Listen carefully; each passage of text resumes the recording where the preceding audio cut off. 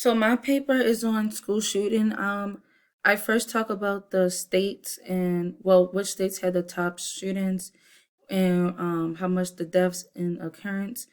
I talk about how kids are getting into school, are getting into shooting and gun violence and where it's coming from, and how are they being exposed.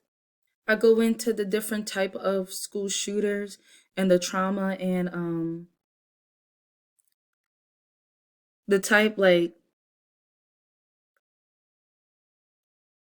how like where are they coming from, like how are school shooters, especially kids, how are they becoming into school shooters, and the disorders they have.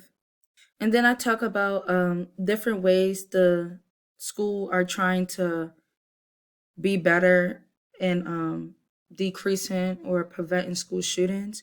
I just have to add, these were my sources. I just have to add on how will they help fix the school shooting, and then I forgot to do a academic one. But other than that, after that I should be fine.